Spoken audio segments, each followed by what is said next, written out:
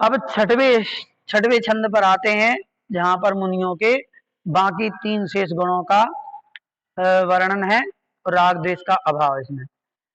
तो एक बार दिन में ले आहार, खड़े अलप निज पान में, कच लौंच करत धरत परिसर, सो लगे निज ध्यान में, हरि मित्र महल मता, कंचन कांच निंदन तुतिकरण, अर्घावतारण अति प्रहारन, मैं सदा साधारण। पढ़े एक बार। खड़े अलप निज पान में, धरत परिसर, तो लगे निज ध्यान में, कांच निंदन तुतिकरण,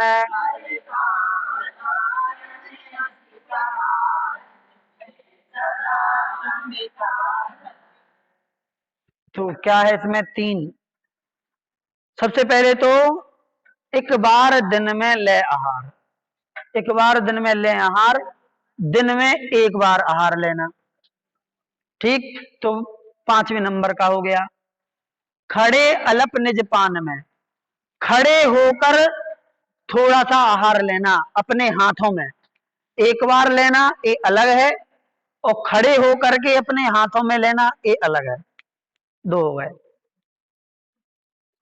ठीक है। एक बार आहार लेना, फिर अगला खड़े होकर के आहार लेना, अलग अलग है।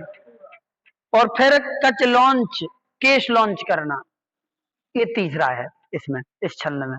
तो 4 पिछले छंद में, तो 3 इस छंद में, 7 शेष गुण ये हो गए, ठीक है। पूरे फिर से कि स्नान नहीं करना, दांत नहीं धोना, वस्त्र पर आवरण नहीं करना, फिर चौथा रात्रि में एक पैर में सोना, आधी रात है ना, एक आधे हिस्से में सोना, फिर खड़े होकर के हाल लेना, दिन में एक बार हाल लेना, और केस लॉन्च करना, ये 7 शेष गुण हो गए। तो कच लॉन्च करत न डरत परिसह, और परिसहों से नहीं डरते हैं ऐसे वो निराज। परिसह कितने होते हैं? 22, ठीक है। 22 परिसह होते हैं। छोतन्य भीर रोसो रागो मोहो चिंता जरा रुजा मिच्चू, और रागरुदेश मदोरई बिब्बी निंदा जनुद्वेगो, एक गाथा है बढ़िया, एक गाथा याद कर लो तो पूरे याद हो जाते। तो क्षुधा त्रसा, डरना, भीर तो है डरना, रोष क्रोध, रागो मोह, राग मोह, चिंता जरा, जी हमें लगता है नहीं नहीं 18 दोष बोल दिए हमने तो ये, जी जी हाँ छिप, हमने अभी 18 दोष बोलने लगे थे। छुत पासा जरा तंग है, हाँ। और जो वो आता है अपना बदयातना लाभ रोग तस्मा सत्कार पुरस्कार विज्ञा ज्ञान दर्शना, तत्व सूत्र में यहाँ।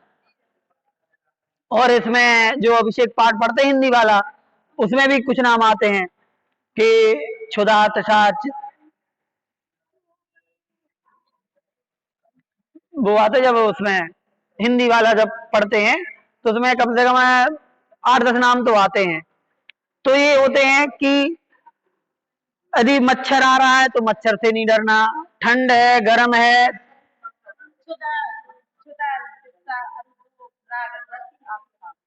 हाँ ये नहीं नहीं ये नहीं, नहीं नहीं ये नहीं है। तो ये 22 परिचय है,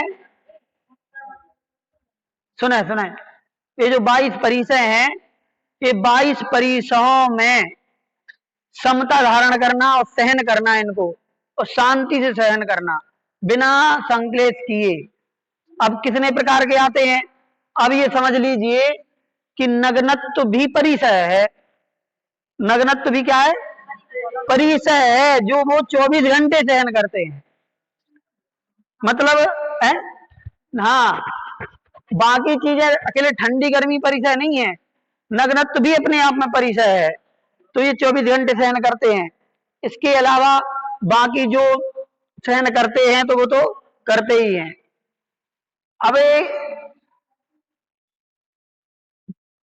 आहार करना है और अंतराय आ गया, अब आज आया कोई दिक्कत नहीं, अगले दिन गए तो अगले दिन भी आ गया, या आज उपवास किया अगले दिन पारणा थी, पारणाई में अंतराय आ गया। तो जो जो उस समय जो विकल्प बनता है ना, उस विकल्प से बचना, ये सबसे बड़ा चैलेंज होता है। और इस चैलेंज को यदि कर लिया पार, तो समझ लीजिए वही साधुता हो गई, नहीं तो सब गड़बड़ है। तो ये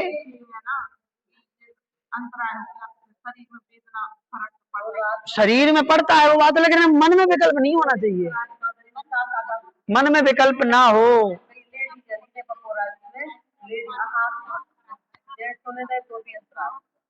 इसलिए आगे क्या कहते हैं? कच लौंच करत न डरत परिसर, सो लगे निज ध्यान में। और क्या करते हैं? अपने ध्यान में लगे हैं। इन सभी परिसरों को सहते हुए अपने आत्मा के ध्यान में लगे रहते हैं। इस प्रकार से गुण होता है। अब आगे क्या कहते हैं जो मुनियों के लिए महत्वपूर्ण है? ये महत्वपूर्ण है, अरि मित्र महल मसान कंचन कांच निंदन थुतिकरण। ये लाइन आप याद कर लो, उसके नीचे की और महत्वपूर्ण है, अर्घावतारण असि प्रहारण मैं सदा समसाधर। क्या? अरि मतलब शत्रु, मित्र मतलब मित्र, चाहे कोई शत्रु हो चाहे मित्र हो, महल मसान, चाहे महल हो चाहे मसान मतलब शमशान हो, कंचन हो चाहे कांच हो, कंचन मतलब सोना, चाहे कांच मतलब कांच, मतलब कोई चाहे सोने का आपको सोने की थाली में आहार करा दे, चाहे स्टील के में करा दे, है ना। इसी प्रकार से निंदन स्तुतिकरण, चाहे कोई निंदा करे चाहे स्तुति मतलब स्तुति करे। और इसके बाद अर्घावतारण, चाहे कोई फिर तुम्हारा अर्घ का अवतरण करे मतलब अर्घ चढ़ाए, या फिर अति प्रहारण, या फिर कोई तलवार चलाए, मैं सदा समता धारण। इन सभी चीजों में समता धारण करना, ये उनका महत्वपूर्ण जो है वो स्वभाव होता है, उनका प्राकृतिक स्वभाव होता है मुनियों का। अब स्वभाव बने चाहे नहीं बने, लेकिन कर्तव्य तो है ही। मतलब अंदर से भले ना हो पाए, लेकिन आपको अंदर से यदि आ रहा हो तो बाहर से पहले आपको एक्सेप्ट करना पड़ेगा। मतलब अंदर से यदि गुस्सा आ भी रही तो पहले बाहर से आपको गुस्सा नहीं करना है। कैसे नहीं करना? फिर जब बाहर से शांति पकड़े रहेंगे तो धीरे धीरे ऐसा बनना कि अंदर से भी गुस्सा ना आए, क्योंकि देखो है तो मानव शरीर। नहीं, हमें बहुत गुस्सा आती है, यही तो बात है।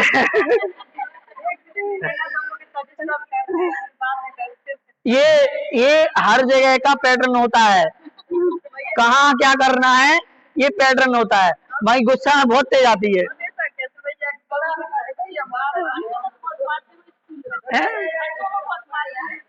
बच्चों को हम ऐसे पट्ट देते हैं लेकिन हाँ अंतरंग से नहीं होता। हम हमने उनको एक बार बोला, नहीं समझ में आया तो सीधे जाके वो बोलते नहीं है, फिर सीधे पीठ में मारते हैं पटाख, समझ जाते हैं क्या ये होता है। तो ये तो सब जगह का पैटर्न होता है अपना अपना अलग अलग। तो ये मुनियों के लिए भी ये है कि आपको इनमें ऐसे ही करना है। जब ऐसा समता धारण हो जाएगा तो आपके मूल गुण अच्छी तरीके से पलते रह जाएंगे और मुनिपना आ जाएगा। ठीक है, तो अब और ज्यादा कठिन तो इसमें कुछ है नहीं। 3 मूल गुण है, मतलब शेष गुणों के। एक बार दिन में आहार लेना, खड़े होकर के। अल्प का मतलब क्या है? अल्प। अल्प मतलब थोड़ा। थोड़ा का मतलब कितना? आप लोगों ने सुना होगा 32 गिलास। नहीं, जरूरी नहीं है ऊन उधर। ऊन उधर तप है, जब करना होगा करेंगे, नहीं करना होगा भरपेट करेंगे, वो तो क्या दिक्कत। तो हमेशा ऊन उधर करेंगे ऐसा नहीं है। बात ये है बिल्कुल कि आपको लालसा करके नहीं भाई, के ले तप बढ़ावन हेतु नहीं पोसते तजी रतन को। ले तप बढ़ावन हेतु, तप को बढ़ाने के लिए हमें आहार लेना है, शरीर को पुष्ट करने के लिए नहीं लेना है। इसलिए हमें वो देखना है जिससे हमारा तप बढ़ सके, वो करना है। इसलिए उसका भी ख्याल भी रखना है कि भाई ऐसा नहीं हो कि इसको खाने से हमारी अभी सामायिक बिगड़ जाए। हाँ, हर चीज का। ठीक है। और निज पान में, निज पान का मतलब यहाँ पान मतलब अपने हाथों में, अपनी अंजलि में, अंजलि में ये है। और कचलौंच करत केसलौंच करना है, तीसरा हो गया इसमें, तो 7 हो गए। और परिसरों से डरते नहीं है, चाहे कुछ भी हो। ठीक है, विहार कर रहे हैं और रास्ते में जैसी परिस्थिति मिलेगी, जैसे जगह मिलेगी वहीं रुकेंगे। ठीक, कोई दिक्कत नहीं, उसमें कोई विकल्प नहीं होगा और अपने ध्यान में लगे रहेंगे। और फिर चाहे कोई भी हो, चाहे मित्र हो, शत्रु हो, कहीं भी कोई विकल्प नहीं होना चाहिए, उसमें समता धारण करेंगे। ठीक है, अगला चलते हैं। तप तपे द्वादश धरे वृष दश रतन त्रय सेवे सदा मुनि साथ में वा एक विचरे चैन नहीं भव सुख कदा यूं है सकल यम चरित सुनिए आचरण अब जिसे होते प्रगट आप नीनी मिटे पर की प्रवृत्ति। सब फिर से पढ़ा। द्वादश धरे वृष दस रतन त्रय से वही सदा मुनि साथ में व के विचरे चाहे नहीं भव सुख कदा यूं है संयम चरित सुनिए स्वरूप चरण अब जिस होत प्रगट आप निधि मिटे पर की। अब क्या होता है, अब यहाँ पर और मुनियों के विषय में बताया गया है कि क्या करते हैं। और इसके अलावा 3 गुप्तियां पहले बताई दी थी। ठीक है, अब 12 तप, अब पूरी डिटेल नहीं बता रहे, लेकिन क्या कह रहे हैं, तप तपे द्वादश। तप तपे द्वादश, द्वादश मतलब 12। 12 तपों को तपते हैं। धरे वृष, वृष मतलब धर्म, ध्यान रखना, वृष मतलब धर्म होता है वृष का शब्दार्थ। हाँ, तो 10 मतलब 10, 10 धर्मों को धारण करते हैं। और रत्नत्रय सेवें सदा, और हमेशा रत्नत्रय सम्यक दर्शन, सम्यक ज्ञान, सम्यक चारित्र की सेवा करते रहते हैं। मतलब उसका पोषण करते रहते हैं, उसको धारण तो करते, मतलब उसको हमेशा अंतरंग में उसका पालन करते रहते हैं कि ये छूट ना जाए। है ना, बात ये होती है कि रत्नत्रय अपन ने ले तो लिया, ग्रहण कर लिया, दीक्षा होगी, लेकिन उस वो मेंटेन बनाए रखना ये कठिन काम होता है। इसलिए हाँ, 10 धर्म वही, 12 तब भी आप लोग समझ गए होंगे। अनशन, उनोदर, वृत्ति, परिसंग, रस परित्याग, विविक्त, ये 12 तब हो गए। और प्रायश्चित, विनय, वैयावृत्ति, स्वाध्याय, विसर्ग, ध्यान, ये 12 तप होते हैं। उत्तम क्षमा आदि 10 लक्षण धर्म होते हैं, जो 10 धर्म होते हैं।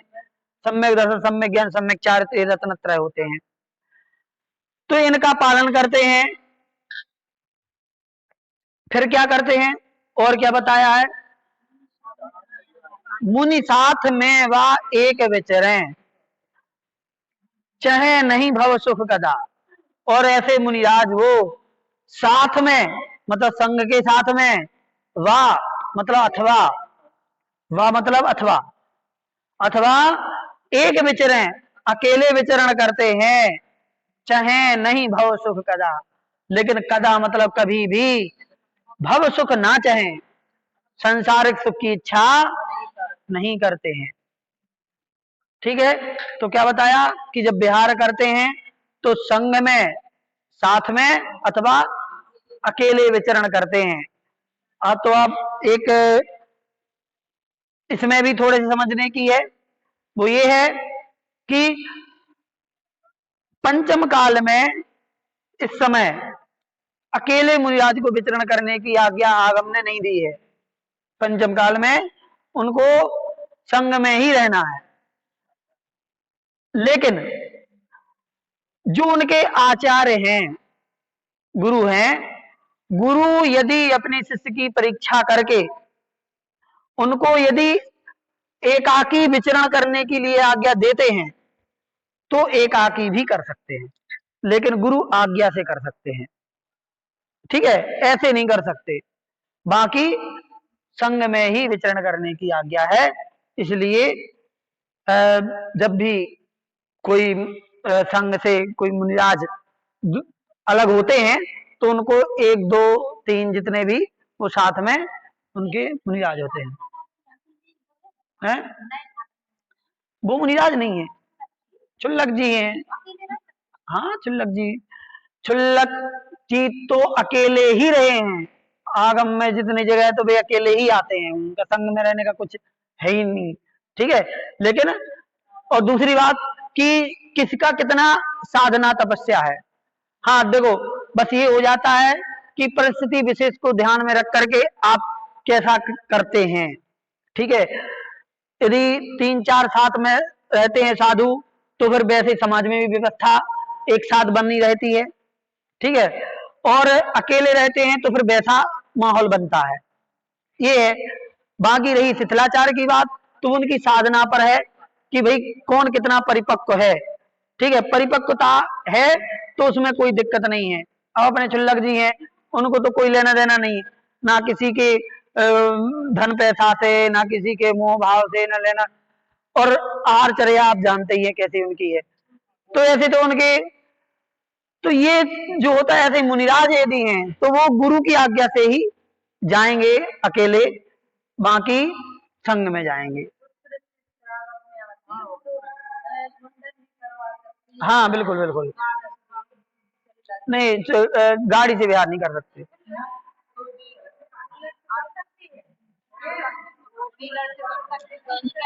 10वीं प्रतिमा तक, 10वीं प्रतिमा तक वाहन का उपयोग किया जा सकता है, वो भी हमने क्या कहा।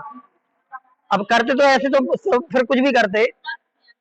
10वीं प्रतिमा तक वाहन का प्रयोग सिर्फ धर्म कार्यों के लिए किया जाएगा। कहीं धर्म कार्य के लिए कहीं उपस्थित होना है तो किसी के द्वारा निवेदन करने पर वो उसका उपयोग करेंगे, अन्यथा नहीं, बिहार के लिए नहीं। नहीं तो आपको गाड़ी का त्याग हो जाता है 10वीं प्रतिमा में। 10वीं प्रतिमा में, 9वीं प्रतिमा में पैसे का त्याग हो जाता है। हाँ, इसलिए समझ रहे बात के लिए। तो 11वीं प्रतिमा में तो आपको वाहन करना ही नहीं है। हाँ, चुल्लक जी की 11 प्रतिमा है, इसलिए वो गाड़ी पे नहीं चढ़ सकते।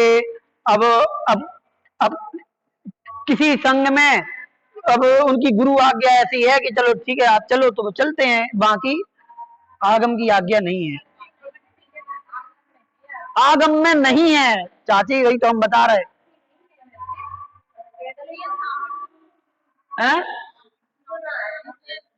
क्या सामायिक की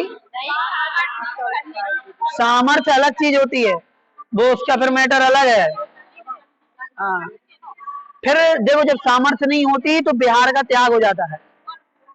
आप फिर एक जगह रहो, है ना, वहां पर आपकी चर्या पलेगी। ऐसा आगे चलें, यो है। अब आगे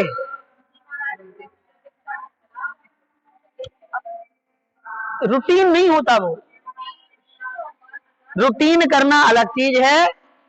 आप, हाँ, कि भाई यहाँ पर परिस्थिति खराब है तो आप कर दिया, लेकिन रूटीन बनाना अलग चीज होती है कि ऐसे ही करते हैं, ये अलग चीज होती है। सुनिए, यूं है सकल संयम चरित, सुनिए स्वरूपाचरण। यहाँ तक जो बात थी वो सकल संयम चरित की बात थी। अब स्वरूपाचरण चारित आगे बताएंगे, जो हम प्रस्तावना में बताया था आपको कि सकल चारित्र और स्वरूपाचरण चारित्र दो का वर्णन छठी डाल में आएगा। तो सकल चारित्र का वर्णन हो गया है यहां तक। अब इसके आगे स्वरूपाचरण चारित्र की बात आएगी। उससे क्या होगा, अगली लाइन में कहते हैं, जिस होत प्रगट आपनी निधि। जिससे क्या होता है, आपनी निधि प्रकट होती।